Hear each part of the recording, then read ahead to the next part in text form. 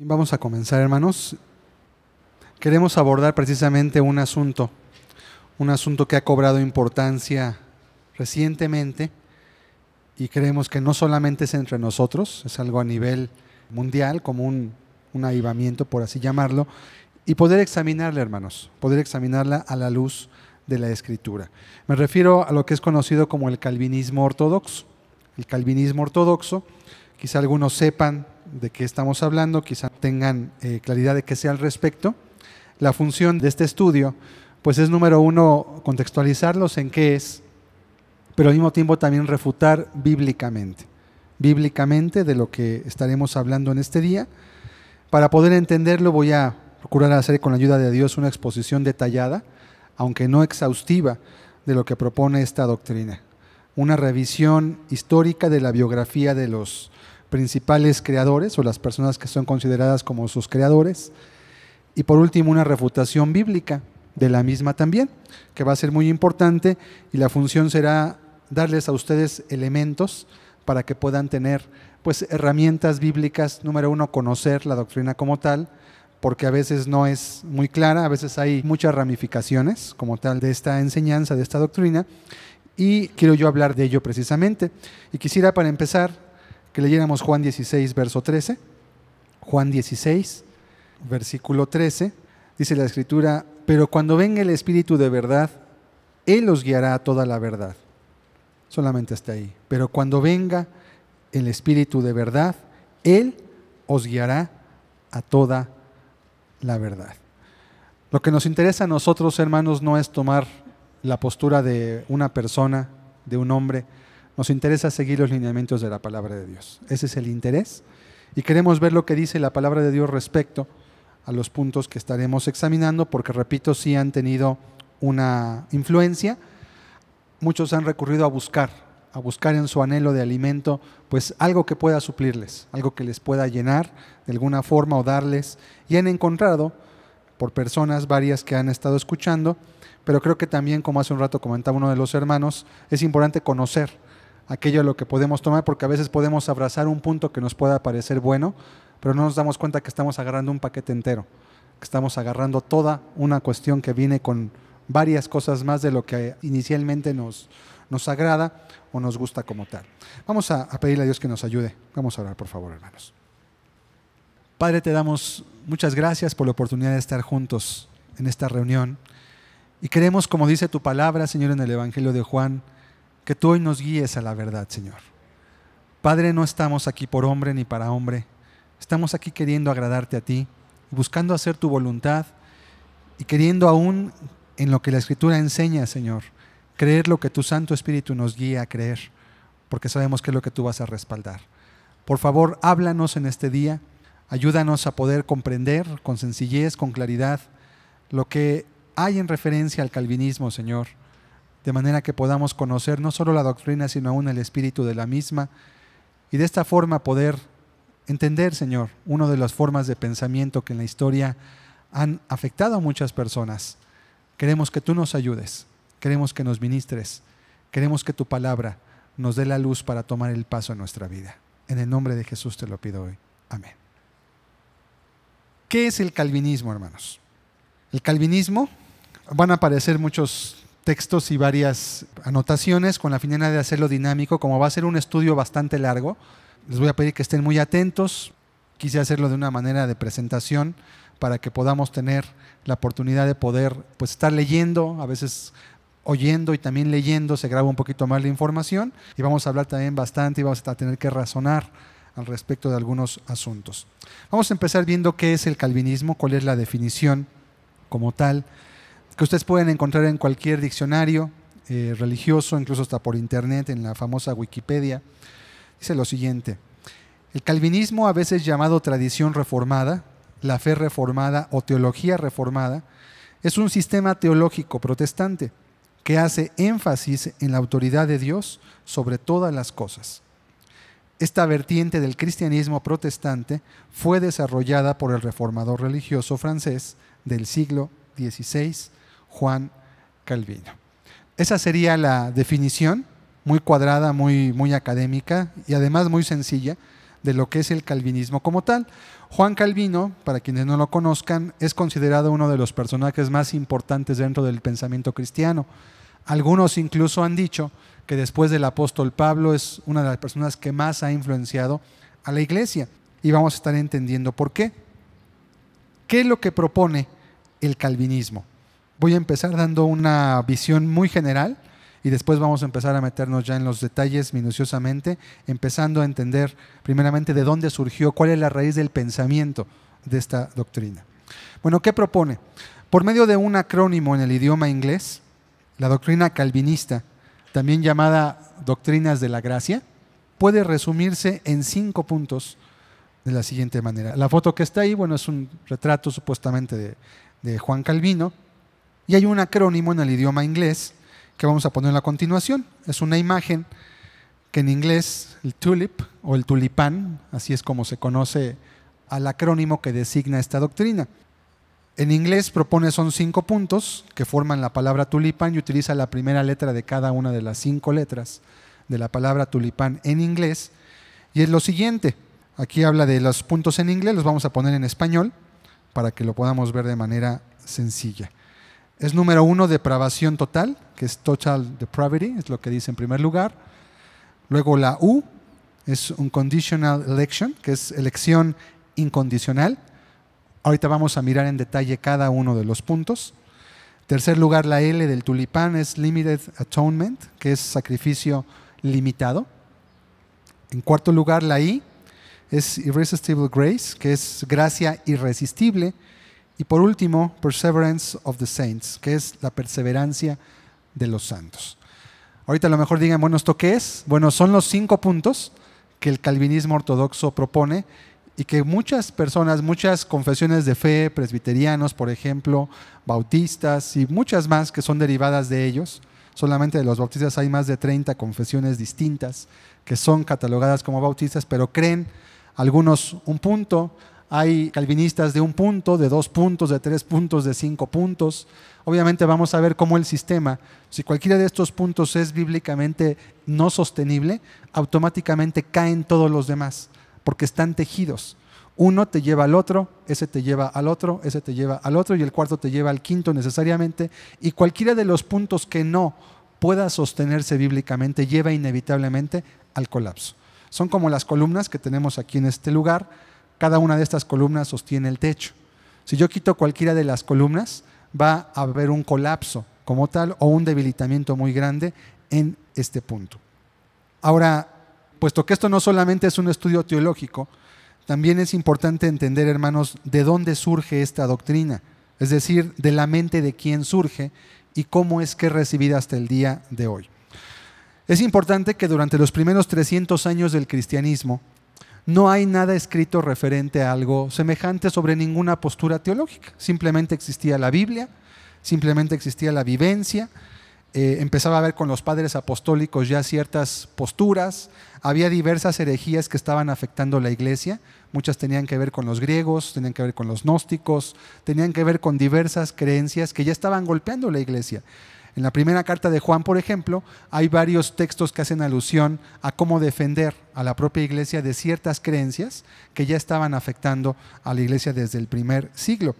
Bueno, aquí entra la historia, un monje católico llamado Agustín de Hipona.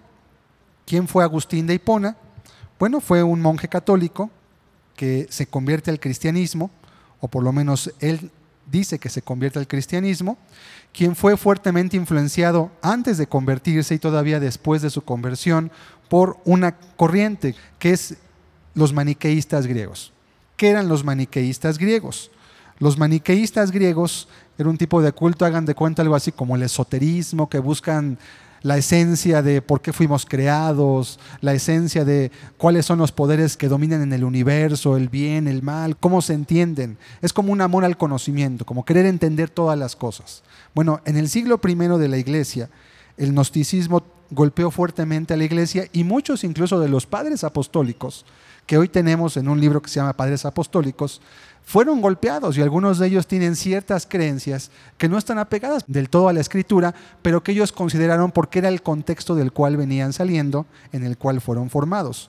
Agustín de Hipona fue influenciado fuertemente por los maniqueístas griegos. Ellos tenían una doctrina que se llama el dualismo gnóstico, que fue específicamente la que Agustín de Hipona vivió y creyó como tal. Esta doctrina dice que lo material es perverso y pecaminoso y que las cosas de la mente y el alma son puras. Eso es lo que el dualismo gnóstico habla. El dualismo quiere decir que el ser humano está metido en un cuerpo que tiene las dos esencias. Tiene la esencia del bien y tiene también la esencia del mal. Quiere decir que el hombre tiene un alma que puede ligarse con Dios y que en ese sentido hay una pureza, pero también quiere decir que al mismo tiempo está encerrado dentro de un cuerpo de carne y hueso, cuya tendencia siempre es a lo malo, a lo carnal, a lo pecaminoso.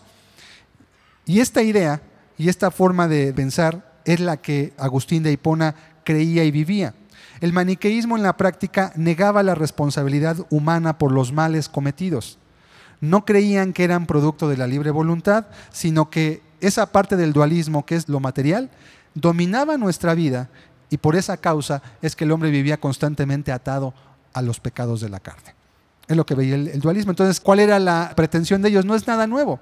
Los hinduistas hay algo que le llaman el nirvana. En el hinduismo, donde la persona quiere liberarse de lo carnal y supuestamente el nirvana lo alcanza alguien cuando estando aún en su cuerpo alcanza un nivel de iluminación en el cual puede estar libre de todo lo material. En el hinduismo dicen, ya me libré y ya entendí que todo el mundo que vemos, nada es cierto, todo es una ilusión, estoy liberado. Ya encontré, ya entendí, estoy librado de la carne. Y es lo que hacen los monjes o los santos en el hinduismo, que supuestamente se apartan de todo, no comen, viven en un ascetismo, porque se han liberado de lo material. O sea, el principio es exactamente el mismo. Aquí fue dualismo gnóstico con los maniqueos griegos, con los hindúes tienen otros nombres, y así en cada lugar estaba la misma esencia. Es el mismo pensamiento, solamente con diferentes formas. Con esta manera de pensar es que Agustín se convierte primeramente en la religión católica, ¿sí? Agustín de Hipona era una persona que antes era un maniqueo o abrazaba esta doctrina, después se convierte al catolicismo. Obviamente ya estamos hablando después del año 320 de nuestra era, y entonces con los anteojos del dualismo, con esta creencia del dualismo gnóstico que era su contexto de él como tal, él viene a la Biblia y llegó a conclusiones que en algunos casos eran aberrantes y en otros casos eran también disparatadas, como esto que acabamos de comentar, pensar que lo material es malo y pecaminoso. Entonces, por eso, por ejemplo, para que tengamos una idea de lo que la Biblia cómo buscaba refutar, en Primera de Juan dice la Escritura, todo el que niega que Jesucristo vino en carne, no tiene el Espíritu de Dios. Quizá nosotros leemos eso y pues ¿cómo que Jesucristo no vino en carne? Pues claro que vino en carne. Lo podían tocar, tuvo hambre, tuvo sed, sí. Pero precisamente el maniqueísmo griego y el dualismo que estaba en esa época, ya desde el siglo I, había ideas que decían, Jesús no pudo haber venido en carne, porque Él fue sin pecado. Entonces, si Él se metió en un cuerpo de carne, forzosamente tuvo que pecar. Entonces, realmente Jesús no estuvo en un cuerpo de carne, lo que vimos era un ser espiritual que parecía que estaba en la carne. Entonces, ya se estaba predicando en la iglesia que Jesús realmente no vino en carne, Él vino en espíritu solamente, y eso tenía implicaciones teológicas muy fuertes, porque si Jesús no vino en carne no pudo morir, y si no murió no había perdón por los pecados, y si no había perdón por los pecados no había libertad para nadie, seguíamos todos en nuestros pecados. Por eso Juan dice en varias ocasiones que Jesucristo vino en carne. Jesucristo habla acerca de la libertad del pecado, porque precisamente ese pensamiento griego estaba ya afectando fuertemente a la iglesia y estaba golpeando en el inicio. Durante los primeros 300 años, aunque la iglesia recibió embates de parte de estos pensamientos y otros más, también estaba el judaísmo, que era otro de los pensamientos que estaban afectando fuertemente al cristianismo, pudieron más o menos ser contenidos. Después del siglo IV, ya en el año 320, sabemos, la religión católica se funda cuando Constantino, que era el papa y a la vez era el emperador, pues hace del cristianismo la religión oficial y ocurre un sincretismo. Un sincretismo es la unión entre dos creencias al grado que se pierde la forma de ver dónde empieza una y acaba la otra. Entonces se funda la religión pagana romana con el cristianismo y de ahí nace la religión católica. Okay. En este contexto es donde Agustín de Hipona viene a conocer el cristianismo. O sea, Agustín de Hipona no nace en la época donde la iglesia estaba en persecuciones, no nace en la época donde había avivamientos, no nace en la época donde había una influencia fuerte del Espíritu que pudo guardar a la iglesia, sino que nace ya en una etapa donde ya había una corrupción muy grande. Y él mismo se convierte no al cristianismo, sino a la religión católica como tal. Por eso él era un monje igualmente de esta iglesia. Agustín mismo redactó un libro llamado Confesiones, que es muy popular, que mucha gente ha estudiado también, en el cual él mismo habla que llevó una vida atormentada por el pecado. Él mismo dice que él nunca tuvo libertad, pero que además él sí era cristiano, es lo que él afirma. Buscó de alguna manera compaginar su vivencia con lo que la Biblia dice. Es que yo vivo en pecados de la carne, él tuvo un amante con la cual procreó un hijo, tuvo muchos problemas y además, como venía del pensamiento griego, en los griegos hay algo que se llama la mitología y de alguna forma, de allí es de donde Agustín de Hipona ve la palabra predestinación en la Escritura y lo liga con lo que él había sido formado. En las historias del Olimpo, por ejemplo, de la mitología griega, se habla que los dioses procreaban semidioses con humanos. Entonces venía un dios y le gustaba a una mujer y tenía relaciones con ella, pero creaba a un hombre que no era un dios, pero tampoco era un hombre, entonces era un semidios. Por ejemplo, Hércules, el famoso Hércules, era un semidios. Era el fruto de un dios y de una mujer humana como tal. Entonces Hércules tenía características en parte de Dios, en parte de humano. Y bueno, los dioses decidían cosas con los hombres, estaban destinados unos a hacer ciertas cosas y estaba destinado a que iba a cometer incesto con su madre y ocurrieron unas tragedias espantosas, hermanos. ¿De quién venían esas tragedias? De los dioses. O sea, los seres humanos solamente eran piezas en un ajedrez despiadado y brutal en la que los dioses jugaban y de alguna forma dominaban todo el mundo como tal. Esa era la creencia que tenían los griegos. Las tragedias de Edipo hablan de esto, es también una parte de la literatura muy importante. No les recomiendo que la lean, es muy larga y además no tiene mucho que sacar, pero sí es bueno ver el pensamiento que tenían los griegos como tal, y habla de cómo los designios fatalistas, arbitrarios y sanguinarios de los dioses griegos simplemente hacían que las personas fueran completamente, sus vidas echadas a perder, hacían de algunos prácticamente desecho humano y de otros hacían prácticamente dioses y héroes. De ahí viene la mitología griega. Entonces ellos manejaban mucho la palabra de la predestinación. Estaban predestinados por los dioses para ser héroes, otros estaban predestinados simplemente para ser como los peones, carne de cañón, para que los dioses pudieran conseguir sus metas dentro de la humanidad. En este contexto es donde Agustín lee la palabra predestinación en la Biblia. ¿Qué entendía Agustín por predestinación? Tomando el contexto de donde él fue formado, pues lo que él sabía del contexto en el cual él fue criado, donde él creció, todo lo que él se alimentó durante su juventud. Y es entonces donde surge algo que es conocido, que es uno de los fundamentos del calvinismo, la predestinación por decreto. Vamos a leer qué es eso. ¿Qué es la predestinación por decreto? Bueno, es la idea de que Dios, desde antes de que formase el mundo, decretó por su soberanía quiénes serían salvos y quiénes serían condenados. Cuando ustedes ven una confesión de fe del calvinismo, solamente dice quiénes serían salvos. Siempre omiten la otra parte, pero es la consecuencia necesaria. Si Dios ya decretó quiénes van a ser salvos, forzosamente los que no fueron decretados para ser salvos, son condenados. Esas partes siempre se omiten porque obviamente llega a conclusiones bastante difíciles. ¿Qué tal que te dijera, oye, ¿sabes qué? Que tu hija o tu hijo está condenado a perderse. Dirías, amén, Señor. Se va a perder. Yo no quisiera que se perdiera, pero ya lo decretó. Amén, Señor. Se va a perder mi hijo, se va a perder mi hija. Entonces, casi nunca se dan esa parte, siempre se toma la parte positiva. Esto obviamente se hace buscando proteger algo también que es llamado la soberanía de Dios, que ahorita vamos a entender. En otras palabras, si vamos a ir al cielo o al infierno, la decisión ya fue tomada por Dios. Él dio el decreto. Él va a dejar que las cosas aquí ocurran, pero el decreto ya está hecho, ya está dado. Si nos damos cuenta, esto quita la capacidad del hombre de poder elegir o decidir. O sea, Dios ya eligió, y esto es algo similar a las tragedias griegas precisamente, pues es que Dios ya lo dio como tal, como un decreto. Es parte de donde surge esta doctrina. Siguiente diapositiva.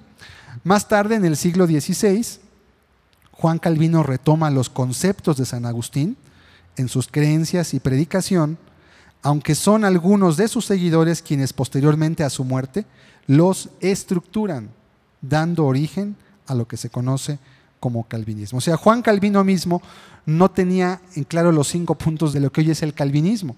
Él no creía como tal de la manera como sus seguidores lo defendieron después. Fueron las personas que aprendieron de él los que después de su muerte, después de un sínodo que se llamó el sínodo de Dordrecht, que ocurrió en Europa, se postularon ya los 5 puntos, porque había una corriente contraria que buscaba demeritar también los puntos que ellos comentaban. Entonces, es hasta entonces cuando estos puntos salen a la luz ya como una postura teológica definida y que abrazaron las iglesias reformadas, sobre todo en Suiza, en Alemania, en Austria y generalmente en los Países Bajos de Europa y algunos más que estaban aledaños a él totalmente. Entonces, pero es muy importante esto. No fue Juan Calvino la persona que sistematizó los 5 puntos que acabamos de ver. Él no lo hizo. Fueron sus seguidores. Pero se lo atribuyen a él porque él fue la persona que aportó más, ideológicamente hablando, a estos puntos y fue quien además con su predicación y con todo lo que él enseñaba, porque también era un maestro, también fue un regidor en Génova, en Italia, pues vivió y lo puso en la práctica, de hecho, de algunas formas a veces no muy afortunadas, por cierto. Vamos a ver los 5 puntos del calvinismo en detalle. Vamos a ir viendo uno por uno de los puntos y vamos a entenderlos. El primer punto es la depravación total. Es la T del tulipán. ¿Qué dice? Como consecuencia de la caída del hombre, cada persona que nace en este mundo está esclavizada al servicio del pecado, en una depravación moral total, lo cual implica la aceptación de que somos herederos del pecado de Adán, es decir, que nacemos en pecado. La T del tulipán forzosamente nos lleva a otra doctrina que es la del pecado original, que es una doctrina que también se ha predicado mucho. Hay quienes la creen, hay quienes no la creen, la defienden de varias formas. Y también esto da origen a otra doctrina que vamos a ver más adelante, que es la doctrina de la inhabilidad. Depravación total quiere decir que el ser humano está en total incapacidad para buscar nada que tenga que ver con su salvación. No quiere decir que no pueda elegir entre tomar café o tomar leche en la mañana. Quiere decir que en asuntos de índole espiritual, el ser humano está totalmente incapacitado. Es un muerto, es un sordo, es un ciego. Entonces no puede hacer nada absolutamente, porque hay una depravación moral total de su propia vida que es causa y consecuencia de la caída de Adán, que es el padre de todos los seres vivientes. Ok. ¿Cuáles son los textos que más comúnmente se utilizan? Vamos a leerlos, son 3.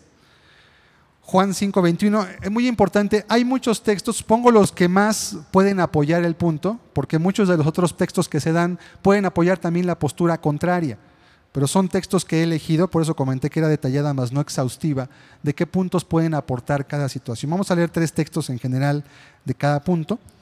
Dice, porque como el Padre levanta a los muertos y les da vida, así también el Hijo a los que quiere da vida. En este caso se habla de personas que son muertas y que les da vida, y la analogía que se da aquí es un muerto no puede hacer nada. Un muerto está muerto y como muerto no se le puede exigir que haga ninguna situación. ¿Sí? Ok, siguiente texto, Romanos 5:12. Por tanto, como el pecado entró en el mundo por un hombre y por el pecado la muerte, así la muerte pasó a todos los hombres por cuanto todos pecaron. En este texto se pretende sustentar que el pecado ha pasado a todos nosotros también por causa del pecado de Adán. Y el tercer texto es Juan 1, versículos 12 y 13. Mas a todos los que le recibieron, a los que creen en su nombre, les dio potestad de ser hechos hijos de Dios, los cuales no son engendrados de sangre, ni de voluntad de carne, ni de voluntad de varón, sino de Dios. Este texto igualmente está diciendo entonces, de acuerdo al primer punto, el ser humano no puede ser engendrado por voluntad de carne ni de varón, sino solamente porque fue la voluntad de Dios. Es el punto como tal que puede dar. Bueno, la Biblia enseña que el hombre es creado recto, pero que se extravía. El calvinismo dice que el hombre desde que nace ya trae la corrupción dentro de él. Y creo que aquí un punto muy importante, hermanos, es la definición de lo que es el pecado. Y es un punto en el cual puede haber un error muy grave. El pecado no es un virus, no pasa por la sangre, no pasa por la genética humana. La Biblia define el pecado como una acción moral voluntaria de un ser humano que tiene la capacidad racional de elegir entre lo bueno y lo malo. Y cuando una persona tiene la capacidad de elegir entre lo bueno y lo malo, se puede cometer un pecado. Esa es la razón por la cual dice que de los niños es el reino de los cielos, porque no tienen la capacidad moral de saber lo que es bueno y lo que es malo, y aunque puedan hacer cosas que sean malas, Dios no les achaca responsabilidad, por cuanto en ellos no está la capacidad racional y moral para poder decir, voy a hacer esto y voy a pecar contra Dios, o voy a hacer algo malo. Entonces creo que aquí la diferencia, o lo que no se entiende, es el concepto del pecado. Aquí se toma como que el pecado simplemente pasa, no se explica cómo pasa. Se dice, bueno, es que fue por la caída de Adán. Ok, pero entonces esto implicaría que Dios me culparía a mí por el pecado de mi padre. Y vamos a ver que Dios mismo en Ezequiel habla de que Él no culpa nunca a los hijos por los pecados de los padres ni les carga responsabilidad.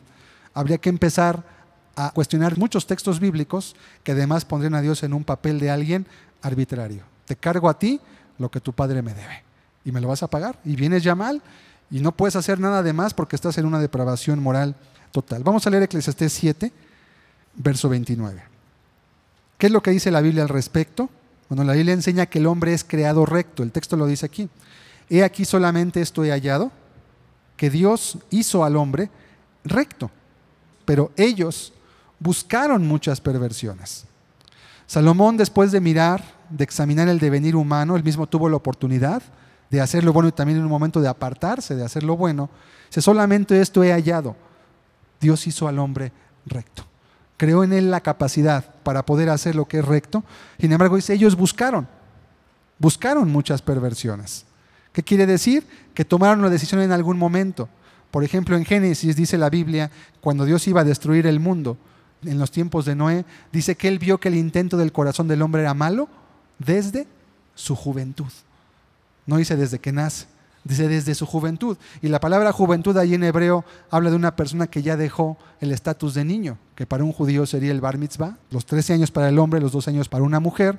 Y entonces la Biblia habla precisamente que el intento del corazón del hombre es malo desde su juventud, no desde la niñez. Y eso está en concordancia con lo que enseña Eclesiastés. También Romanos 3 habla de lo mismo. Vamos a leer Romanos 3, verso 10 al 12. Romanos 3, 10 es uno de los baluartes también, en el punto de la depravación moral total. Como está escrito, no hay justo ni aún uno. Dice el verso 11, no hay quien entienda, no hay quien busque a Dios. Pero el verso 12 añade una palabra importante. Todos se desviaron, a una se hicieron inútiles. Aquí Dios está achacando la responsabilidad a la persona. A una se hicieron, ¿quiénes? Ellos. ¿Quiénes se desviaron? Ellos. ¿Quién les dio la pauta para desviarse? Ellos tomaron una decisión. Porque si dijéramos que Dios fue el que los desvió, entonces Él sería ministro de pecado, porque empujó al hombre a desviarse, porque decretó el mal. Entonces el hombre se desvía ¿por quién? ¿Por culpa de él o por responsabilidad de Dios? No hay quien haga lo bueno, no hay ni siquiera uno como tal. La palabra desviarse significa literalmente apartar, alejar a alguien o algo del camino que seguía. La propia gramática, la semántica de la palabra es muy sencilla. Tú no puedes desviarte de un lugar en el cual tú no estás. No puedes desviarte de la autopista México-Puebla si no vas en la autopista México-Puebla, porque nunca has estado ahí, no te puedes desviar. Solo te puedes desviar de un camino en el cual estás tú ya circulando. Cuando dice el texto, todos se desviaron, quiere decir precisamente eso, que el hombre, en algún momento de su vida, que la Escritura puede marcar cuando termina la niñez, o que puede haber personas más precoces, o puede haber después, es un asunto complicado quizá de poder entender la edad como tal, creo que tiene mucho que ver el contexto, la crianza, etcétera, etcétera, la cultura como tal, pero en algún momento la persona toma una decisión para dejar aquello que él sabe en su conciencia que es lo correcto. Esto compaginaría, por ejemplo, con la pregunta que algunos hacen, ¿no? ¿Cómo Dios va a juzgar a aquellas personas que no tuvieron acceso a la Escritura? ¿Cómo Dios juzga a aquellos que nunca se les predicó el Evangelio? ¿Cómo Dios va a juzgar a los babilonios, ¿no? O a los aztecas, o a los mayas, o a los totonacas, o etcétera? Bueno, pues tenían una conciencia, había una ley en sus mentes. Y creo que Dios no se deja sin testimonio, está la creación, está la conciencia. Hay muchas formas en las que Dios testifica al hombre, y creo también que se juzga de manera diferente de acuerdo a la luz que tenía cada persona y de acuerdo a la responsabilidad moral que había en cada uno. Esto no significa que el hombre esté en el camino de Dios, muy importante.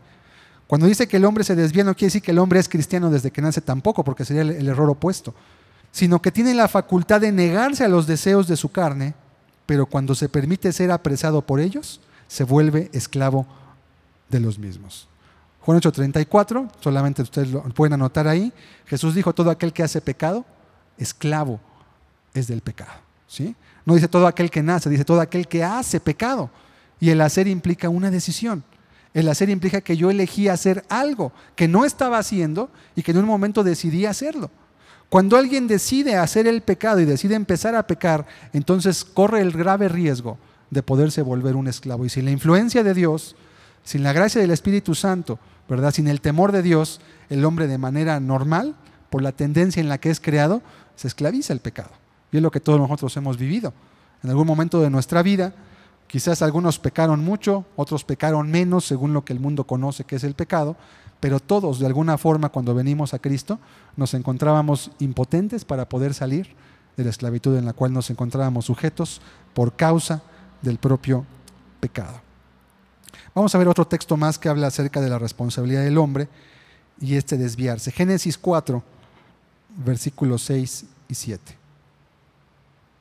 Entonces Jehová dijo a Caín: ¿por qué te has ensañado y por qué ha decaído tu semblante? Si bien hicieres, ¿no serás enaltecido? Y si no hicieres bien, el pecado está a la puerta. Con todo esto, a ti será su deseo y tú te enseñorearás de él. Un texto muy conocido, la última plática que tuvo Dios con Caín antes de que asesinara a su propio hermano. ¿Qué le está diciendo Dios? La palabra a ti será su deseo significa literalmente tú eres el dueño de tu voluntad sobre tus propios deseos, lo cual es finalmente establecido por la última frase del verso 7. Dice al final: y tú te enseñorearás de él. En el hebreo mashal significa literalmente tú reinarás o tendrás dominio. O sea, Dios le dijo en dos frases la misma indicación. ¿Qué era lo que le estaba dando? La última oportunidad a Caín de que se arrepintiera del deseo que ya tenía en su corazón y que iba a ejecutar en breve contra su hermano. Vamos a volver a poner otra vez Génesis 4, verso 7. Dios le pregunta a Caín: si bien hicieres, ¿no serás enaltecido? Todos sabemos que la causa del disgusto de Caín fue que Dios no recibió su sacrificio, pero sí recibió el sacrificio de su hermano. ¿En base a qué? En base al corazón de cada uno de ellos.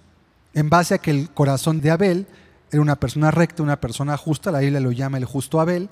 Pero Caín era, dice la Biblia, del maligno. ¿En qué sentido? Las decisiones que le había tomado como tal. Por eso Dios no recibió. Porque si Dios le dijera: oye, ¿por qué te sientes tan mal? Pues yo ya decreté que tú vas a ser del malo. Pero con todo te va a preguntar: ¿por qué te sientes mal? ¿Por qué no recibí tu ofrenda? Pues porque eres malo, pero pues eres malo porque que tú estás decretado para perder. O sea, eso pondría a Dios en una posición muy difícil en la que haría él acepción de personas. ¿Por qué a Abel sí? ¿Por qué a Caín no? Digo, podemos decir es que Dios es soberano, ¿ok? Entonces que dijera: bueno, a ti sí y a mí no, a ti sí y al de junto no. Pues que yo quisiera, tú no, simplemente no, no hay lugar. Dios eligió. A ti será entonces, dice, su deseo. ¿De qué está hablando Dios? El pecado está a la puerta. Si no hicieres bien, el pecado está a la puerta. Con todo esto, con todo y que estás enojado, con todo y que tu semblante ha decaído, con todo y que sientes rabia contra tu hermano, con todo y que lo quieres matar, Caín, a ti será su deseo. Tú tienes la facultad de elegir no hacer lo que en tu corazón y en tu mente ya ha pasado, que es matar a tu hermano. A ti será su deseo. ¿Qué hizo Dios? Le dejó la responsabilidad a Caín. Puedes elegir no hacerlo. ¿Qué hizo Caín? Todos lo sabemos.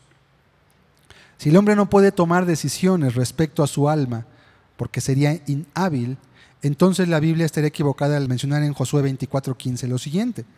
Vamos a leer Josué 24, verso 15. Recuerden que aquí lo que estamos discutiendo es si el hombre tiene libre albedrío o si su voluntad está incapacitada para tomar cualquier decisión respecto a su búsqueda de Dios. Y si mal os parece servir a Jehová, escogeos hoy a quien sirváis. Noten los énfasis, escogeos. Si a los dioses a quienes sirvieron vuestros padres cuando estuvieron del otro lado del río, o a los dioses de los amorreos en cuya tierra habitáis, pero yo y mi casa serviremos a Jehová. ¿Ok? Primeramente Josué dice, escoge. Si el hombre no puede escoger, pues ¿por qué entonces le dice escoge? Si está incapacitado, sería inútil decirle a un paralítico, levántate a comer si quieres, porque sé que no puede levantarse a comer. Sus pies no le sirven. Y después, si no se levanta y se muere de hambre, ¿sabes qué? Pero tú tienes la culpa porque no te paraste. Oye, pero es que no puedo pararme. Pues lo siento, ahí estaba la comida, no te paraste por ella. ¿Qué dice Josué? Escoge a quién vas a servir. Y él dice, ¿cuál fue su elección? Yo y mi casa serviremos a Jehová. Él escogió. El pueblo tenía que escoger también. Siguiente texto, Isaías 1, del 16 al 20. En este texto Dios no solamente da la opción de escoger, Dios aún manda al hombre a que haga cosas que tienen que ver con la búsqueda y el acercamiento de Dios en su propia vida. Lavaos y limpiaos. Quitad la iniquidad de vuestras obras de delante de mis ojos. Dejad de hacer lo malo. Si el hombre está incapacitado totalmente porque está depravado moralmente, no podría Dios decirle, lávate y límpiate, quita la iniquidad. Obviamente sabemos que el hombre no puede hacer esa obra por sí mismo. Es una obra conjunta entre Dios y el hombre, pero hay un respeto por el libre albedrío de la persona. Por eso es que Dios puede condenar. Verso 17, aprended a hacer el bien, buscad el juicio, restituid al agraviado, haced justicia al huérfano, amparad a la viuda. Es una condicionante. ¿Por qué? Verso 18. ¿venid luego de qué?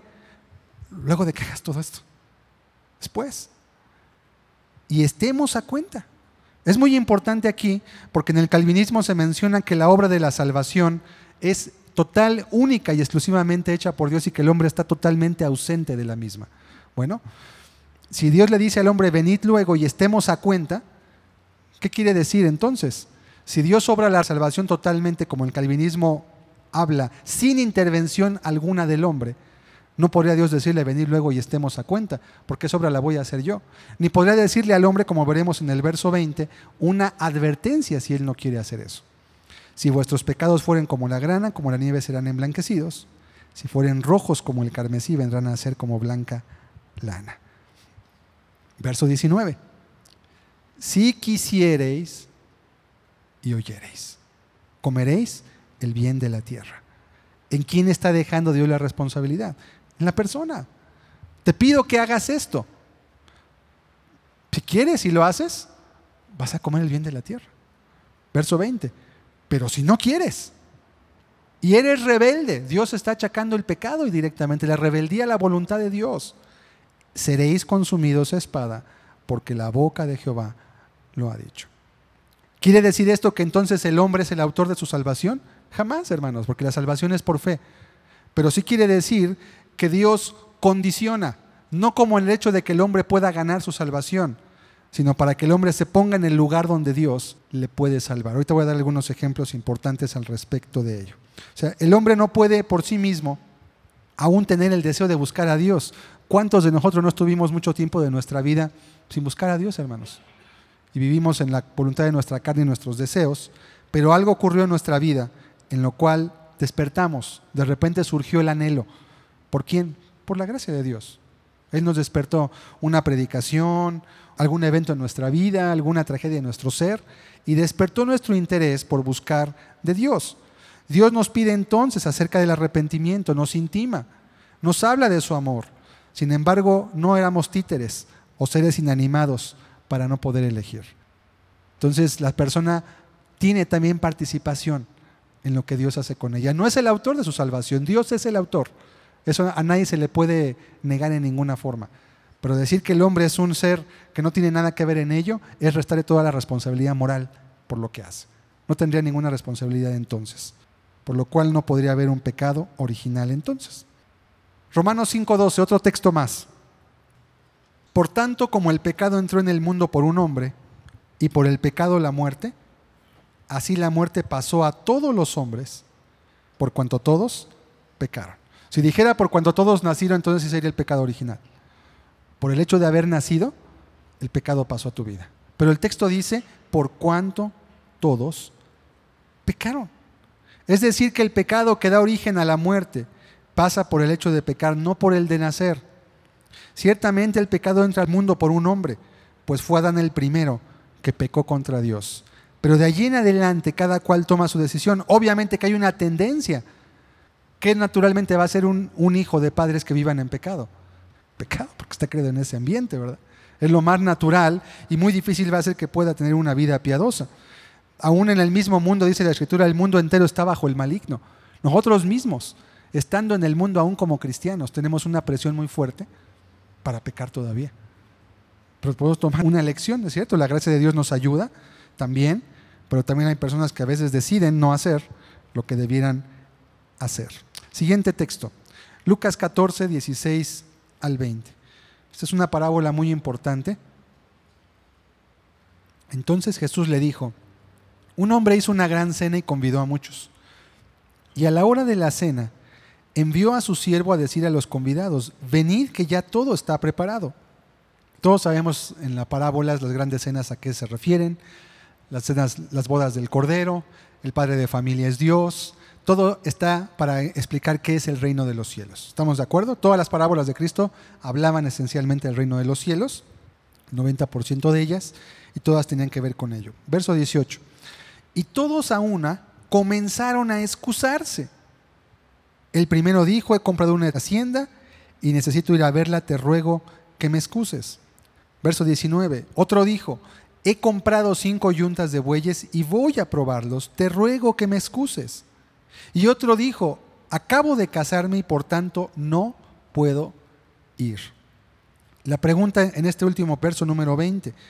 El hombre que dice no puedo ir, ¿realmente no podía ir?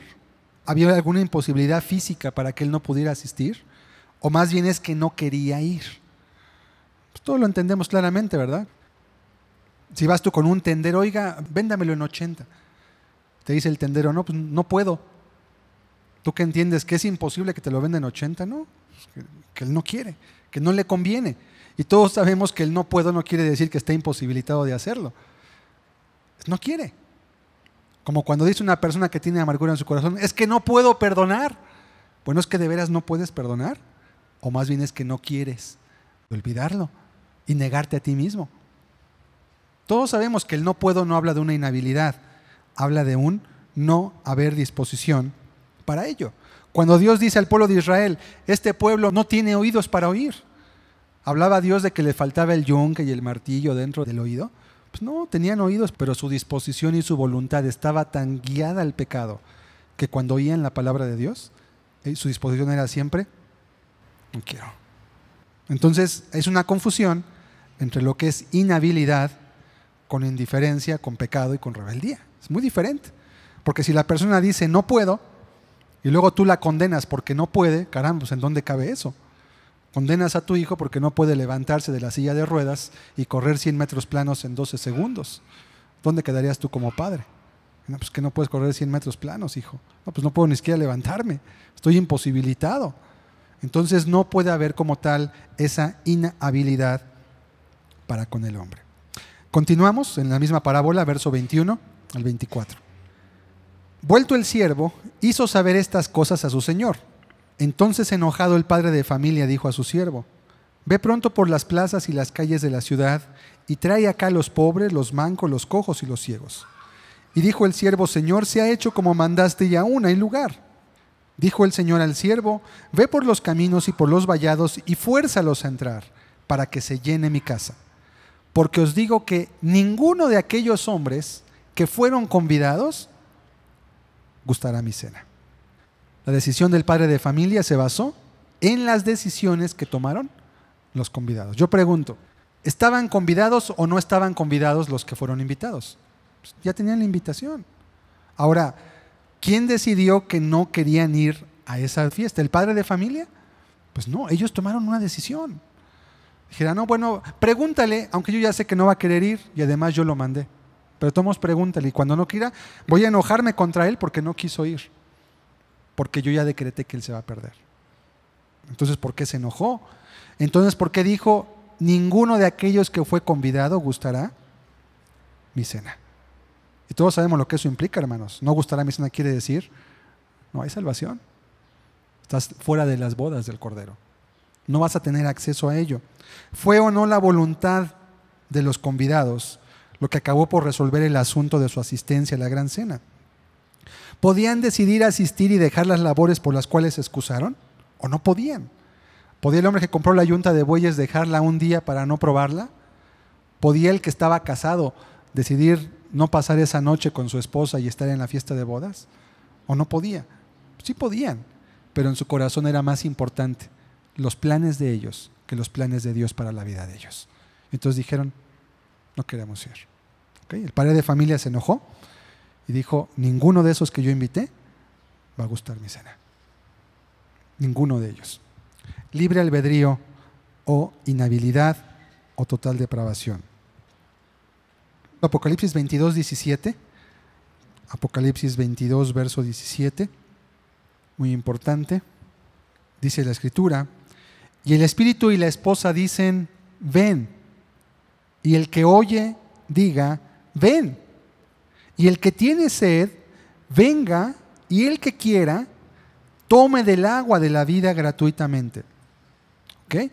Vemos cómo aún en esta revelación que tiene el apóstol del cielo, el corolario, porque ya son los últimos textos de Apocalipsis, es todo el que quiera, ¿verdad? El que quiera tome del agua, el que tiene sed, venga, el que quiera tome del agua de la vida gratuitamente. ¿Okay? Entonces habla de una decisión. Si la persona no tiene sed, no puede venir. En el calvinismo se dice es que no puede tener sed porque Dios nunca la va a producir. Y esto nos lleva necesariamente al segundo punto, que Dios hizo ya una elección incondicional. Bueno, es que esos nunca van a tener sed porque Dios no les dio la facultad de tener sed. Entonces nunca van a venir, por eso nunca se les va a poder negar, porque nunca van a querer tomar agua. ¿Okay? Pero entonces Dios fue el que decretó que esa persona nunca iba a tener sed y se va a perder. Pero no es en base a la decisión de la persona, es en base al arbitrio de Dios. ¿Estamos entendiendo, hermanos, el nexo, cómo se va guiando? Ok, vamos a ver un texto, para mi juicio es la tumba de la inhabilidad. Jeremías 35, verso 1 al 8. Vamos a leer solamente los versos del 1 al 3, ahí están anotados qué versos vamos a leer. Palabra de Jehová que vino a Jeremías en días de Joacim, hijo de Josías, rey de Judá, diciendo, ve a casa de los recabitas y habla con ellos, e introdúcelos en la casa de Jehová, en uno de los aposentos, y dales a beber vino. Esto era una parábola en vivo para el pueblo de Israel. Tomé entonces a Hazanías, hijo de Jeremías, hijo de Abasinías, a sus hermanos, a todos sus hijos y a toda la familia de los recabitas. Verso 5. Y puse delante de los hijos de la familia de los recabitas tazas y copas llenas de vino, y les dije, bebed vino. Mas ellos dijeron, no beberemos vino, porque Jonadab, hijo de Recab, nuestro padre, nos ordenó diciendo, no beberéis jamás vino vosotros, ni vuestros hijos. Muy importante. Dios iba a dar una enseñanza al pueblo, y dio una enseñanza mediante gente del propio pueblo de Israel.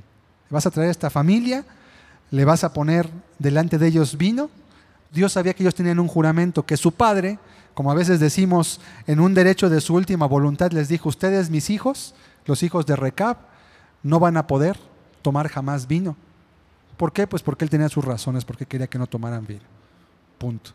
Entonces Dios les va a enseñar al pueblo de Israel que ellos no querían obedecerle a él porque su corazón era obstinado, no porque no pudieran. Verso 8. Y nosotros hemos obedecido a la voz de nuestro padre Jonadab, hijo de Recab, en todas las cosas que nos mandó, de no beber vino en todos nuestros días, ni nosotros, ni nuestras mujeres, ni nuestros hijos, ni nuestras hijas. Verso 13, ahora viene la palabra de Dios. Así ha dicho Jehová de los ejércitos, Dios de Israel, ve y di a los varones de Judá y a los moradores de Jerusalén, ¿no aprenderéis a obedecer mis palabras? Dice Jehová. Fue firme la palabra de Jonadab, hijo de Recab, el cual mandó a sus hijos que no bebiesen vino, y no lo han bebido hasta hoy por obedecer al mandamiento de su padre. Y yo os he hablado a vosotros desde temprano y sin cesar, y no me habéis oído. No me habéis oído no quiere decir que no alcanzaron a escuchar la voz de los profetas. Quiere decir que no tenían la disposición en el corazón para obedecer la palabra de Dios. ¿Ok? Entonces, no hay tal inhabilidad. Vamos a ver un texto más de Deuteronomio 30, 15 y 19. Último texto de este primer punto. Mira, yo he puesto delante de ti hoy la vida y el bien, la muerte y el mal. El contexto, hermanos, es muy fuerte. Viene después de todas las advertencias, había bendiciones, había maldiciones al pueblo de Israel. Dice, mira, aquí está la vida, aquí está la muerte. Verso 19. A los cielos y a la tierra llamo por testigos hoy contra vosotros, que os he puesto delante la vida y la muerte, la bendición y la maldición. Escoge pues la vida para que vivas tú y tu descendencia. Si el hombre fuera inhábil, no se le podría decir, escoge. Dios le diría, yo ya escogí por ti lo que tú vas a hacer. Pero le dice, escoge. Escoge tú, pues, la vida para que vivas tú y tu descendencia. Dios dando a entender que su deseo es que el hombre precisamente no muera, va en concordancia con la Escritura. Dios no quiere que ninguno perezca, sino que todos procedan al arrepentimiento. ¿Pero por qué? Porque hay una decisión de la persona. Si hubiera inhabilidad del hombre y la depravación fuera total en el sentido que el calvinismo lo enseña, que el hombre no puede hacer absolutamente nada, entonces todos los textos que acabamos de leer tendremos que quitarlos, porque Dios le está pidiendo al hombre que haga algo. Y es algo que va en consonancia a poder acercarse a Dios. Es algo que va en concordancia a recibir el favor de Dios para su vida. Es más, el pueblo mismo de Israel se perdió porque no tuvo el deseo de poder hacer lo que debería de hacer. Esto nos lleva al segundo punto, hermanos. Ahorita vamos a mirar por qué. ¿Cuál es el segundo punto del calvinismo? Es lo que se conoce como la elección incondicional. ¿Qué dice el punto de la elección incondicional? Bueno, el punto dice lo siguiente, que Dios eligió a unos para vida eterna y a otros para condenación perpetua. ¿En qué está basado eso? En la soberanía y en el arbitrio de Dios. ¿Qué es la soberanía de alguien? Soberanía quiere decir que alguien tiene facultad de ejercer en cualquier medio su autoridad, sin preguntar, sin decir. Eso se le llama un soberano. Así se les llamaba a los reyes, los soberanos, porque tenían acceso aún para romper sus propias leyes en ciertos aspectos. Por eso eran soberanos como tal. Anoto lo siguiente, parece que el problema es querer proteger la soberanía de Dios en la obra de la salvación, expresando que Dios siempre hace lo que quiere y no hay nada que Él no pueda hacer porque es soberano. ¿En qué se aterriza esto? En que si Dios quiere que una persona sea salva, pues se va a salvar. ¿Quién puede resistir la autoridad de Dios? Pero también si Dios quiere que una persona se pierda, pues se va a perder. ¿Quién puede resistir a Dios para decir, no se va a perder aunque yo quiera no perderme? No, pues que Dios ya decidió. Si ustedes se fijan, esto se parece mucho a las tragedias griegas. O sea, pues ya Dios eligió. Este se va a salvar, este se va a perder. Y aun si la persona dijera es que no es el destino que quisiera, tal vez, porque no somos títeres, tenemos razón, tenemos mente, pues lo siento, pero la elección es incondicional. O sea, no es porque tú des una condición, Él no te pone condición. Te salva por su soberanía, pero también te pierdes en base a la soberanía de Dios, igualmente. Y esto parece exaltar el carácter de Dios en este aspecto, pero desprotege otros puntos muy importantes en sus atributos morales. ¿Qué textos se utilizan? Vamos a mirar, aquí son 5 textos. Hechos 13:48, uno de los puntos más importantes, quizá este de la elección incondicional, o también predestinación, como lo leímos hace un rato.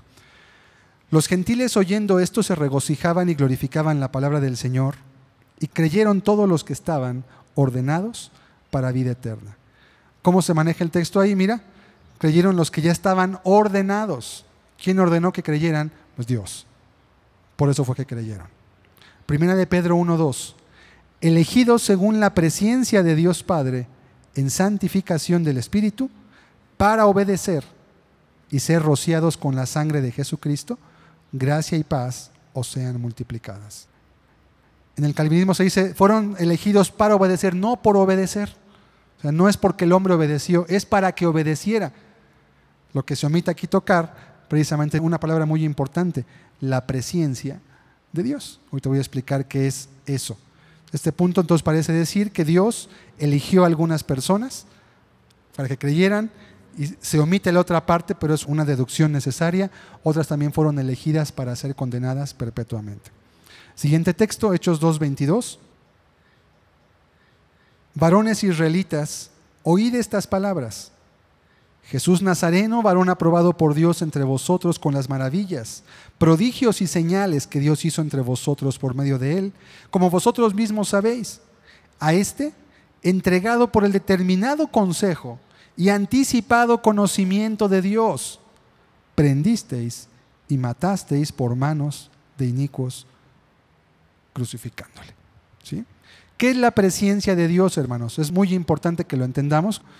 Está en concordancia con la omnisciencia de Dios. Quiere decir que Dios sabe de antemano todas las cosas. Todo lo hemos aprendido como un atributo de Dios. Dios sabe el pasado, Dios sabe el presente, pero también sabe el futuro. Entonces, para llevarlo al extremo, Dios sabe quiénes de aquí se van a salvar y Dios sabe quiénes de aquí se van a perder. Dios lo sabe. ¿Por qué? Porque es omnisciente. ¿Estamos de acuerdo en eso? Dios sabe todas las cosas. Ahora, lo que en el calvinismo se maneja de una manera no bíblica, ahorita voy a explicar por qué, es que ese conocimiento significa voluntad de Dios. Como yo sé que se va a perder fulano, entonces yo voy a llevarlo, o decreté, o voy a permitir simplemente que él haga lo que tiene que hacer para que se acabe perdiendo. Pero no fue la decisión de él porque él es inhábil. La presencia de Dios, yo mencionaba un ejemplo, es como cuando alguien ve una película y sabe el final de la película, ¿no? Ya la sabes. Bueno, eso no quiere decir que no puedas ver el resto de la película, sabes lo que va a pasar al final. La presencia de Dios, hermanos, voy a dar un ejemplo muy sencillo.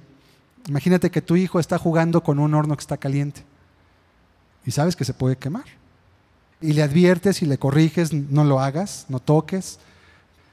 A veces optamos en ciertas circunstancias de la vida dejar que nuestro hijo haga algo para que entienda, ¿verdad? O para que vea por qué no debe hacerlo bajo un cuidado y bajo un control. Y sabes que tu hijo a lo mejor toca el horno por fuera y se va a quemar en su mano. Y le va a dar miedo tocarlo.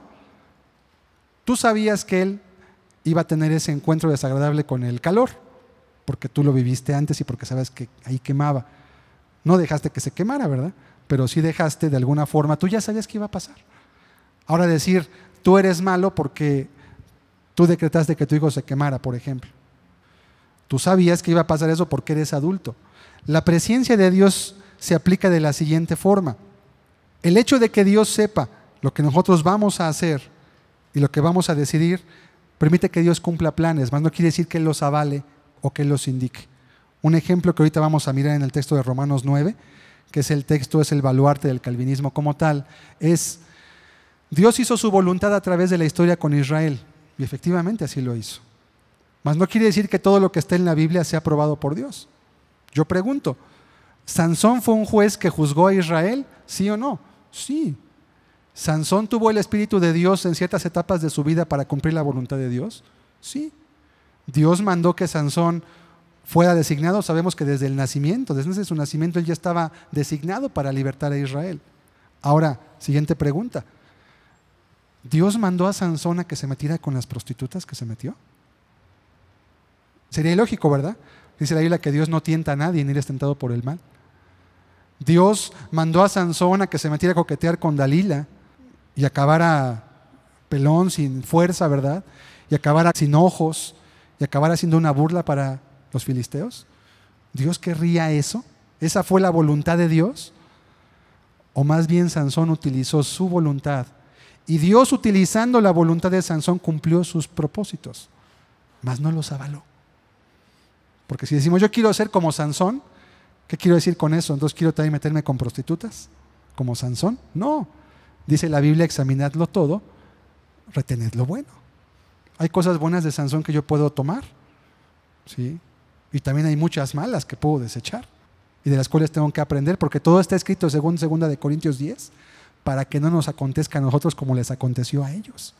Entonces, que la Biblia diga que Sansón hizo tales cosas, no quiere decir que Dios esté avalando eso o que Dios lo ordenó. El calvinismo maneja algo que se llama el decreto terrible. Y a la pregunta de si Dios decretó la caída, dicen sí, lo decretó, porque nada ocurre sin que Dios lo permita. Entonces Dios tuvo que decretar, para ser congruente con el calvinismo, Dios tuvo que decretar el pecado del hombre. El hombre pecó porque Dios lo decretó. Y si no lo mandó, por lo menos predispuso la voluntad de Sansón, porque el hombre estaba en depravación moral. Y el que se salvó fue porque Dios lo guió a que se arrepintiera, y el que no se salvó fue porque Dios le impidió que se arrepintiera. Entonces va hilando los pensamientos y va sacando conclusiones como tal. Vamos a ver Romanos 8:28. Otro texto más que se utiliza. Y sabemos que a los que aman a Dios todas las cosas les ayudan a bien. Esto es, a los que conforme a su propósito son llamados. Porque a los que antes conoció, también los predestinó para que fuesen hechos conforme a la imagen de su Hijo, para que Él sea el primogénito entre muchos hermanos. Y a los que predestinó, a estos también llamó. Y a los que llamó, a estos también justificó. Y a los que justificó, a estos también glorificó. Esta palabra precisamente y este texto, entre varios, son de los que en el calvinismo se funda fuertemente la idea de la elección incondicional o la predestinación por decreto, que es lo mismo y que Calvino fue la palabra que mencionó. Él habló del decreto terrible como tal. La predestinación. La Biblia sí habla de una predestinación, pero no es la predestinación griega, arbitraria, que habla de que el hombre se pierde por un decreto divino y también se salva por un decreto divino. Es la predestinación en el sentido de que el hombre va a tomar decisiones y Dios sabe cuáles son esas decisiones.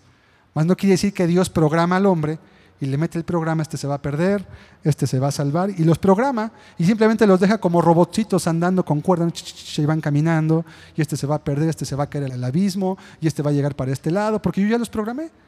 Yo soy el que hago todo, yo soy omnisciente. No, porque eso le quitaría al hombre la voluntad y la decisión de poder elegir el camino que va a tomar como tal. Aquí hay un problema, hermanos, de lo que es la soberanía de Dios, y quiero también abundar en ello. Hay un texto más, que es Romanos 9 del 13 al 26, y ese lo vamos a ver más adelante, los asuntos y cómo compaginan con la Escritura. ¿Cuál es el problema con la soberanía? Se quiere proteger la soberanía de Dios diciendo que Él hace siempre lo que Él quiere, pero de hecho en la Biblia nos habla de muchas cosas que Dios no puede hacer. Ahora, no quiere decir que Dios no tenga la capacidad de hacerlo, quiere decir que Dios decide no hacerlo. Dice aquí, no le resta un solo ápice de soberanía a Dios el que la Escritura exprese que hay cosas que Él no puede hacer, por la simple razón de que Él mismo está sujeto a las leyes que ha trazado. ¿Sí? O sea, un rey que gobierna justamente no deja de ser soberano porque no mate injustamente a sus súbditos. Si yo lo podría hacer, pero no lo quiero hacer. ¿Por qué? Porque mi reinado está basado en la justicia, y eso no lo puedo hacer. Ahora, no quiere decir que Dios no tenga la capacidad de hacerlo. Quiere decir que Dios decide no hacerlo. Y cuando el hombre es creado a imagen y semejanza de Él, le imparte esa misma capacidad de poder elegir hacer lo bueno o hacer lo malo.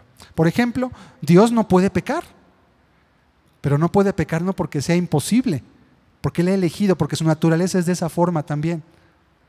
Dios no puede tentar al mal a nadie, ni ser tentado, como dice Santiago 1:13. Es decir, que nunca lleva a nadie a pecar ni lo tienta para ello, al contrario.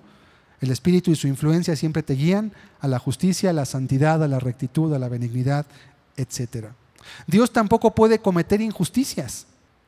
Son cosas que Dios no puede hacer. Dios no puede mentir. Dios no puede hacer acepción de personas.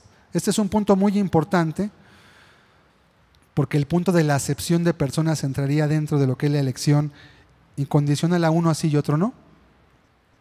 Dios no puede cometer arbitrariedades como cargar los pecados o deudas de los padres sobre los hijos. ¿Saben lo que eran las tiendas de raya? ¿Alguien leyó el libro de México Bárbaro de John Kenneth Turner? En la secundaria lo dejaban leer, muy interesante el libro, y habla de cómo en las tiendas de raya las personas quedaban siempre a estar esclavizadas, en una forma de esclavitud moderna. Las personas trabajaban en una hacienda, cosechaban algodón o cosechaban cualquier otra cosa que hubiese, pero también tenían que comprar los implementos para alimentarse y para vestirse en un negocio que era del mismo patrón. El patrón se los vendía muy caro. ¿Y qué pasaba? Que con su salario nunca podían pagar lo que tenían que consumir, ni aún para vivir de manera módica. Entonces, ¿qué pasaba? Que el patrón les daba crédito.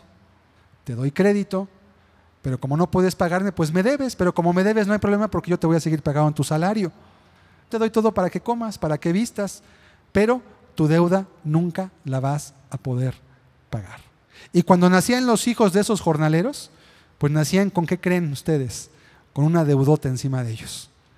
Ellos igual, eran niños, crecían, empezaban a trabajar, traían la deuda, seguían trabajando con el patrón, pero seguían endeudándose cada vez más y más y más y más. Bueno, eso es lo que hablaba en parte el libro de México Bárbaro, las tiendas de raya. Pues sería algo así. Si tú vas a deber el pecado que ya cometieron Adán y tu padre y tu abuelo y todos, porque el pecado va creciendo en progresión geométrica, pues es una deuda que nunca vas a poder pagar y de la cual tú no pediste, y entonces Dios te cargó el pecado de lo que tú no hiciste. Vas a pagar lo que no robaste, en otras palabras. Nuestro propio sentido de justicia, hermanos, nos hace no poder tener o tolerar una decisión de ese tipo. No, espera, pues yo quiero ser responsable por lo que yo hice, no por lo que no hice. Y último punto, Dios no puede hacer contrasentidos. Romanos 12:1 dice que sea Dios vuestro culto racional. Por ahí hay varias preguntas que se hacen, que en apologética son vistas normalmente. Por ejemplo, Dios no puede hacer un triángulo cuadrado. ¿Por qué? Porque eso es un contrasentido. Entonces no es omnipotente porque no puede hacer un triángulo cuadrado. Dios tampoco puede hacer una piedra tan grande que Él mismo no pueda cargar. Dios tampoco puede hacer un libro tan extenso que no pueda leer o que no pueda entender. Porque Dios no se ocupa en tonterías sin sentido. Dios está ocupado en cosas productivas. ¿Sí? Entonces digo, son preguntas que únicamente se usan como manera de poner en tela de juicio el poder de Dios. Es muy sencillo. Dios no le quita que sea soberano el que Él no mate a nadie de manera injusta. Sigue siendo soberano. Dios no le quita en nada, como un texto que veremos más adelante, que Dios diga, aquí estoy a la puerta y llamo. Si alguno quiere, abra la puerta y entraré y cenaré con él y él conmigo. Pero si fuera soberano, ¿qué haría? ¡Paz! ¿No? Pues llego, aquí estoy, ya llegué. Y te vas a salvar porque yo ya lo decreté, que no quieras. Pues sí. Y Dios sigue siendo soberano. Estoy a la puerta y llamo. Así llegan las autoridades, ¿no? No te piden permiso. En todo caso te dicen, pues ábreme. Y si no abres, pues te tumban la puerta porque traen el designio y la autoridad para poderlo hacer como tal. Ok. Eso no quita nada la soberanía de Dios, hermanos. Quitarle soberanía a Dios es pensar que el hombre puede tomar decisiones sobre sí mismo. No se le quita la soberanía a Dios. El calvinismo busca defender esa parte. Creo que es un punto en el cual hay que entender el asunto. Porque no es mala lo que un calvinista pretende hacer al defender la soberanía de Dios. Existe un debate, pienso que simplemente hay un no entenderse y un no compaginar qué es la soberanía y cuáles son los límites de la soberanía de Dios. Dios es soberano, pero Él está sujeto a leyes. Y eso no le quita nada. Por eso los ángeles se sujetan. Porque Él mismo está sujeto y gobierna con justicia. Y muchos textos en la Biblia hacen referencia a ello. Vamos a mirar el texto, que es el baluarte del calvinismo, y es el que más se utiliza para soportar la idea tanto de la predestinación, la elección incondicional, así como de la total inhabilidad del hombre para poder ser salvo, que es Romanos 9 del 13 al 26. Como está escrito, a Jacob amé, mas a Esaú aborrecí. ¿Qué pues diremos? ¿Que hay injusticia en Dios? En ninguna manera. Pues a Moisés dice, tendré misericordia del que yo tenga misericordia y me compadeceré del que yo me compadezca. Así que no depende del que quiere ni del que corre, sino de Dios que tiene misericordia. Porque la Escritura dice a Faraón, para esto mismo te he levantado, para mostrar en ti mi poder y para que mi nombre sea anunciado por toda la tierra. De manera que de quien quiere tiene misericordia y al que quiere endurecer, endurece. Pero me dirás, ¿por qué pues sin culpa? Porque ¿quién ha resistido a su voluntad? Mas antes, oh hombre, ¿quién eres tú para que alterques con Dios? Diré el vaso de barro el que lo formó, ¿por qué me has hecho así? ¿O no tiene potestad el alfarero sobre el barro para hacer de la misma masa un vaso para honra y otro para deshonra? ¿Y qué es si Dios, queriendo mostrar su ira y hacer notorio su poder, soportó con mucha paciencia los vasos de ira preparados para destrucción? Y para hacer notorias las riquezas de su gloria, las mostró para con los vasos de misericordia que Él preparó de antemano para gloria. a los cuales también ha llamado, esto es, a nosotros, no solo de los judíos, sino también de los gentiles. Como también en Oseas dice, llamaré pueblo mío al que no era mi pueblo, y a la no amada, amada. Y en el lugar donde se dijo, vosotros no sois pueblo mío, allí serán llamados hijos del Dios viviente. Este texto, hermanos, es conocido, o bueno, yo lo he llamado el baluarte del calvinismo, porque es el texto que más fuertemente apoya el punto de la elección incondicional. Y hace aparecer a Dios precisamente como en las tragedias griegas, como alguien que de manera arbitraria, alguien que de manera injusta, alguien que de manera totalmente inconsecuente con su carácter, simplemente está usando a unos para destrucción y otros para gloria, y Él lo hace ¿por qué? Pues porque Él quiere. Sin embargo, muy importante, lo que dice la Escritura, primeramente, en el verso 14, si lo volvemos a poner, y es la pregunta que hace el apóstol. Recordemos que esta carta va dirigida a los romanos. ¿Qué pues diremos? ¿Que hay injusticia en Dios? En ninguna manera. No hay injusticia en Dios. Y lo deja bien claro el apóstol antes de comenzar la disertación. Si Dios endureciera a alguien por decreto, sería arbitrario. Es decir, que Dios decidió de antemano no dar oportunidad a un ser humano de hacer lo recto o ser sujeto de salvación. Cuando la Biblia habla de endurecer, que muchas veces aparece en la Escritura, significa que Dios retira la influencia del Espíritu Santo sobre de alguien.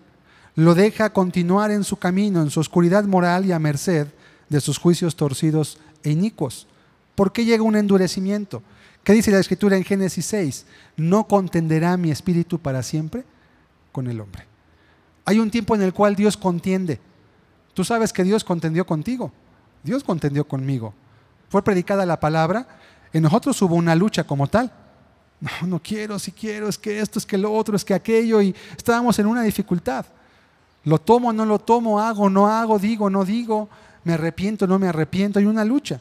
Bueno, el texto dice, Dios no contiende para siempre con el hombre. ¿Sí? Hay una medida. Esa medida obviamente está en la soberanía y sí de Dios, porque Él conoce todos los contextos que nosotros no podemos conocer. Yo no puedo saber por qué una persona a Dios le concede un mes para poderse salvar y otro le puede conceder 10 años o 20 en los que le esté hablando. Eso depende ahí sí completamente de Dios. Y ahí sí podemos entender que no hay injusticia en Dios.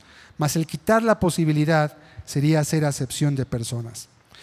Que eso fue lo que sucedió con Saúl, el rey de Israel, cuando la Biblia refiere que Dios se apartó de él. ¿Qué hizo Saúl cuando Dios se aleja de él y en lugar del Espíritu Santo llegó un espíritu malo de parte de Jehová? ¿Qué hizo Saúl? Locuras. Se acabó suicidando como tal.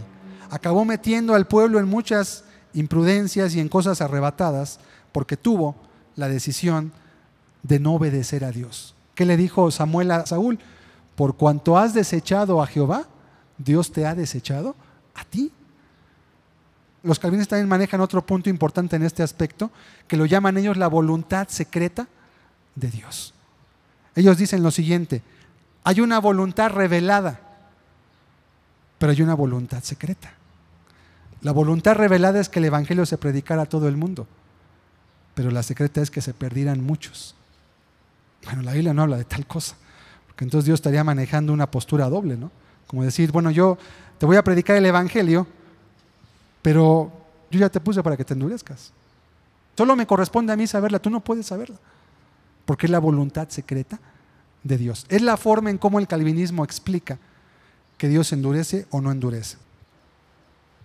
¿Qué quiere decir que Dios endurece? ¿Por qué Dios endurece a Faraón? Que son los principales puntos. Como que Dios dijera a Faraón lo siguiente: ¿quieres continuar endurecido contra mí? ¿Quieres no obedecer a mi indicación? Bueno, síguele. Te dejo a la luz de tu propia antorcha. Continúa igual. Lo que sucedió fue que Faraón tuvo evidencias claras y no una, porque primeramente Moisés llegó de parte de Dios. ¿Y cómo se dirigió a Faraón? Así dice el Todopoderoso: deja ir a mi pueblo Israel. No llegó con juicios. Te voy a castigar, te voy a juzgar. No, deja ir a mi pueblo Israel. Ahora, ¿Dios sabía lo que Faraón iba a hacer?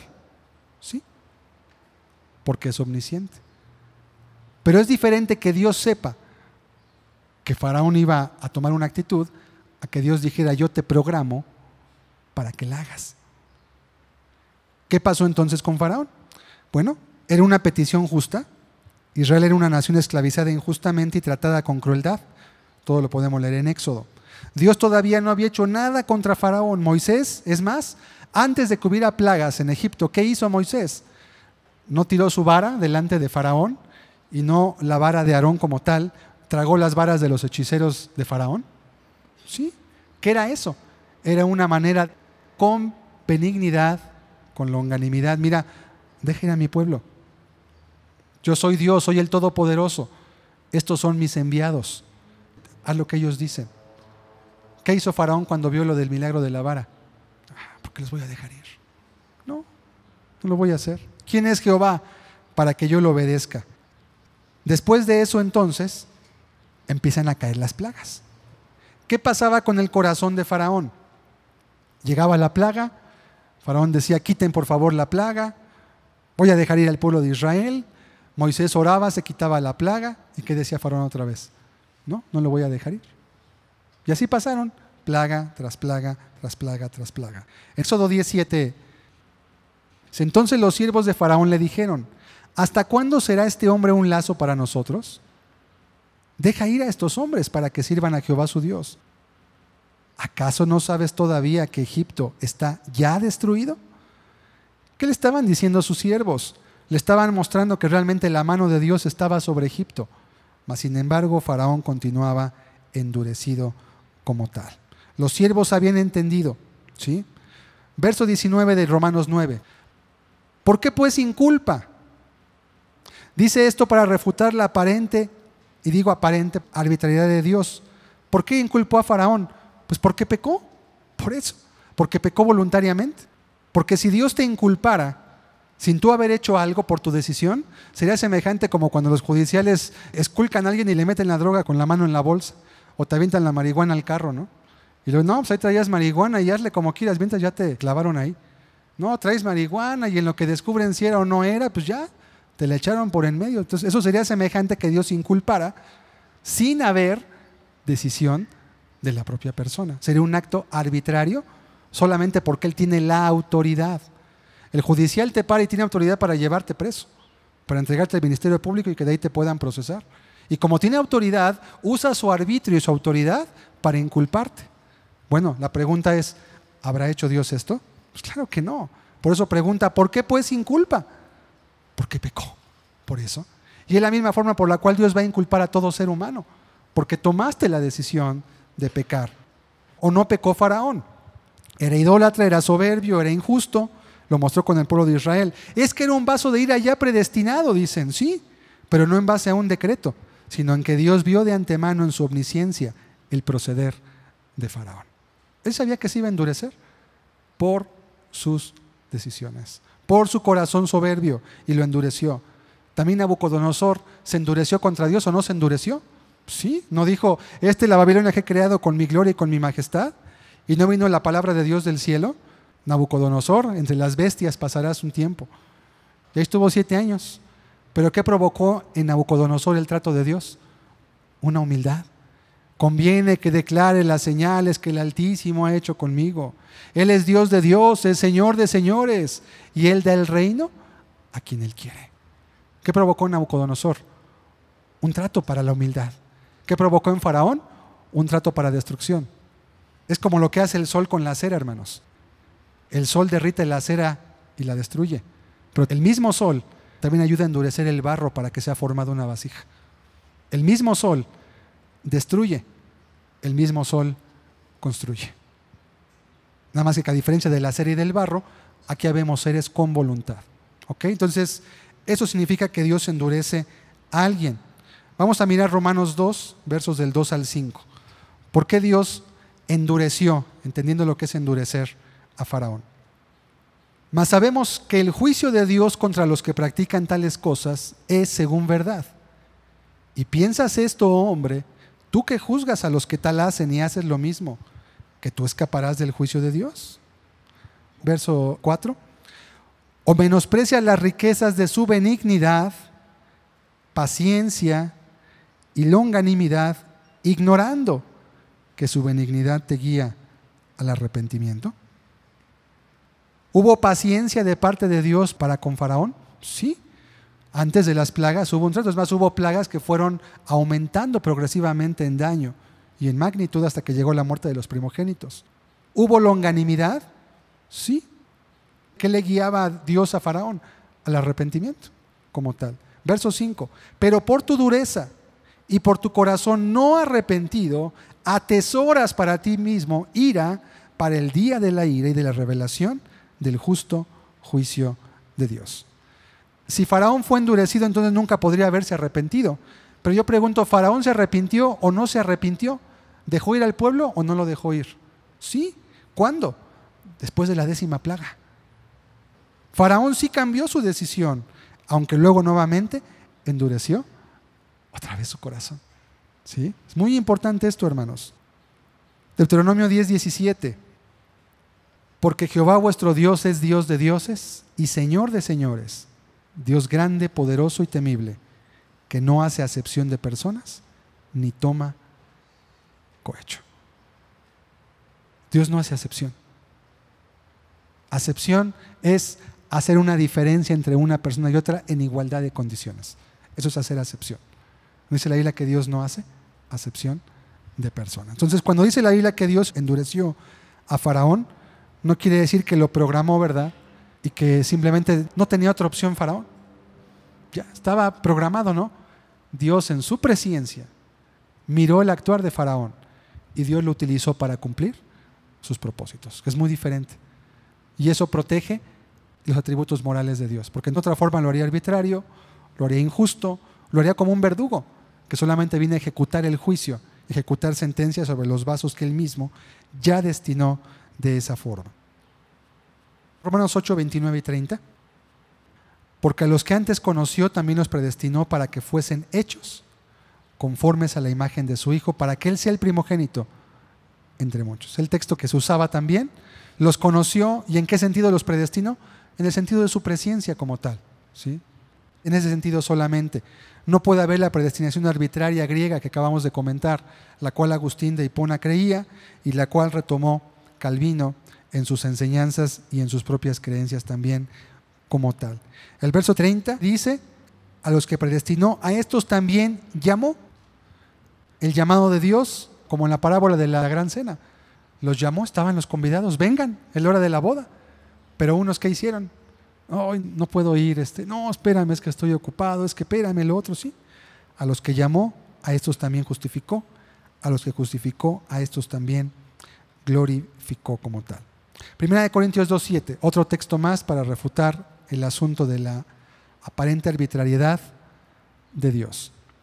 Mas hablamos sabiduría de Dios en misterio, la sabiduría oculta, la cual Dios predestinó antes de los siglos para nuestra gloria.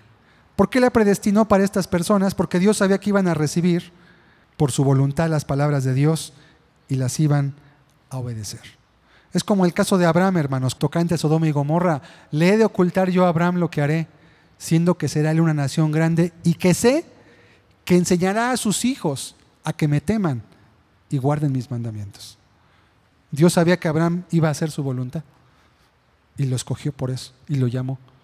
Pero no es en base a una programación. ¿Sí está quedando claro ese punto, hermanos? Porque si ese punto cae, hermanos, del calvinismo, todo lo demás cae solito. No puede sostenerse. Si no hay predestinación arbitraria griega por decreto, todos los demás puntos automáticamente se desvanecen, no pueden sostenerse. Es como un armatoste que le quitas una pata a una mesa y en cualquier momento se desbalancea y se rompe, porque entonces acusaría a Dios de un aspecto injusto. Efesios 1, versos 4 y 5 y 11. Este texto es importante también. Según nos escogió en Él antes de la fundación del mundo, para que fuésemos santos y sin mancha delante de Él, en amor, habiéndonos predestinado para ser adoptados hijos suyos por medio de Jesucristo, según el puro afecto de su voluntad. En Él asimismo tuvimos herencia, habiendo sido predestinados, conforme al propósito del que hace todas las cosas, según el designio de su voluntad. Esta es la predestinación que compagina perfectamente con la Escritura, hermanos, como tal. La salvación, los versos 8 y 9 los conocemos. La salvación es por fe, no es por obras, ¿verdad? Es por gracia. No se otorga por buenas obras o por méritos, pero el ser gratuita no quiere decir que se imputa así nada más. Hay un ejemplo muy sencillo. En nuestro país sabemos que la educación básica es gratuita. Sabemos que la primaria, la secundaria y hoy dicen que hasta la preparatoria son gratuitas como tal. Ahora, y todos los mexicanos, solo por el hecho de ser mexicanos, tenemos derecho a recibirla sin pagar un solo peso. Pero eso no significa que el gobierno te va a dar un certificado de primaria, secundaria o preparatoria sin que tú curses y apruebes los exámenes de aprovechamiento. Ahora, imagínense que alguien dice, vengo por mi certificado de preparatoria, porque yo leí que dice ahí en la reforma educativa que es gratuita. Y también dice la Constitución, que es la mayor ley del país, que la educación es laica y gratuita también. Entonces vengo por mi certificado de preparatoria. Dice, bueno, es gratuita en el sentido de que yo te la voy a otorgar, pero pues tú tienes que cursar y tienes que aprobar exámenes de conocimiento. No, entonces no es gratuita. Si es gratis es que no me va a costar. Bueno, no te vamos a cobrar, pero tienes que aprobar los exámenes. No, yo la quiero gratis. Entonces me estás engañando.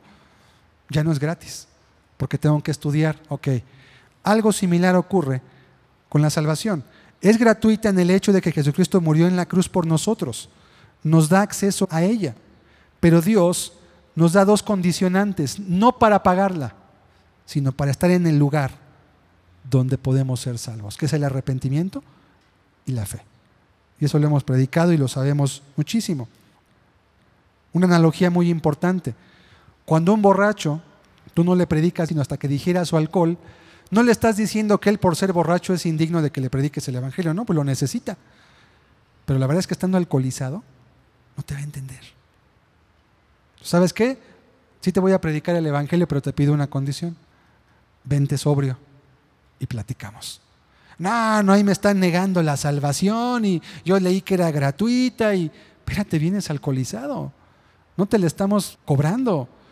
No es para que te ganes la salvación que estés sobrio, es para que entiendas, porque hay cosas que tienes que hacer cuando se te predica el evangelio también tú.